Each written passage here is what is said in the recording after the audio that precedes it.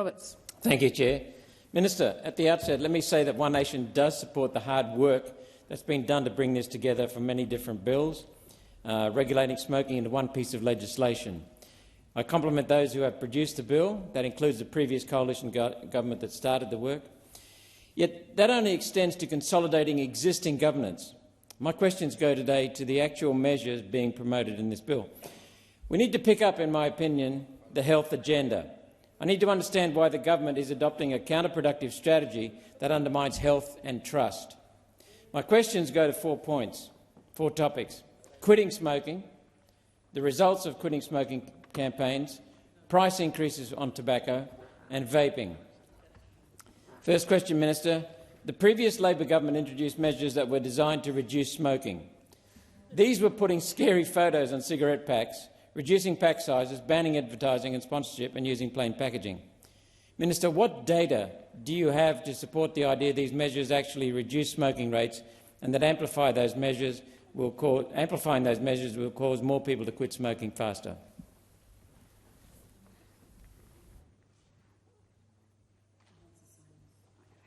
Minister.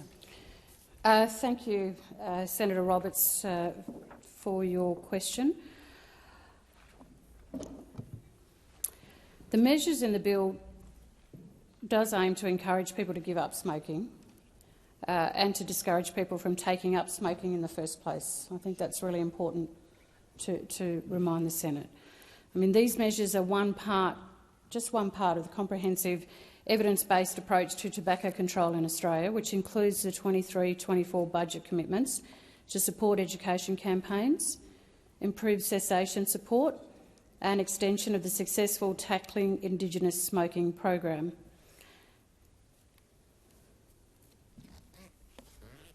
Senator Roberts.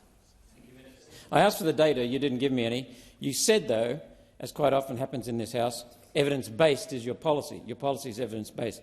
So let me ask the second question. It relates to the effect of selective perception in respect of the use of scary photos to dissuade smoking. For clarity, selective perception is defined as, quote, the process by which we focus our attention on certain stimuli while ignoring stimuli that contradicts our values and expectations. According to selective perception theory, we consciously and unconsciously filter out information, end of quote. Minister, when scary photos were proposed, there was a strong academic argument against their use on the basis that people would filter them out. Here we are, 10 years on, promoting an extended use of scary photos. That's basically what your bill does. Minister, what work has the department done to prove scary photos are not being filtered out? Can you prove scary photos are not useless? And I'd like some data. Minister. Did you say scary photos are not useless? Was that the last bit of your question there? I said that scary photos have not been productive so far in accelerating any quitting smoking campaign. Minister.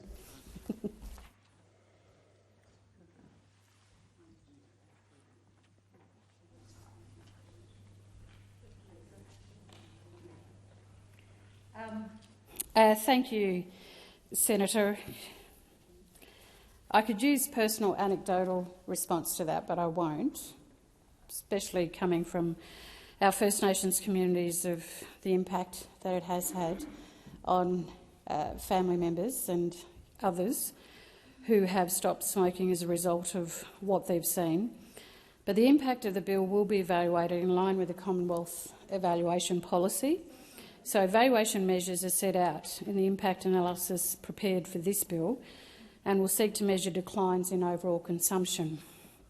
Consideration of tobacco prevalence data, and I know you're always interested in data, so the data is from the National Health Surveys, example the National Health Survey, National Drug and Strategy Household Survey, Australian Secondary Students Alcohol and Drug Survey. So I'm just reinforcing some of the data that I know that you're interested in. It may also consider other available data sources, such as the data from Customs and the Australian Bureau of Stats, state and territory governments, smoking cessation services or surveys conducted by or for public health experts. Senator Roberts. Thank you, Minister. You said seek to measure, implying future. I asked for data on which this is based, past data, current data. A literature review conducted by my staff has found many papers that show the link between scary images and smokers being more scared. So far, so good. They find that non-smokers react to the images as expected, while smokers filter the message, reducing the fear factor in whole or in part. This proves selective perception is at least in play, if not undermining the whole concept of scary pictures. Smokers, in other words, don't see the scariness in the scary pictures. None of these studies show a direct causation between scary photos and smoking reduction. Minister, is this measure something that sounds good in theory but actually doesn't work in practice, or hasn't anyone bothered to do the work to prove that it works?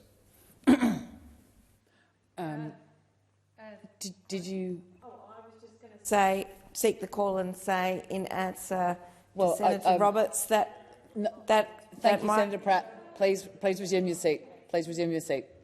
Minister.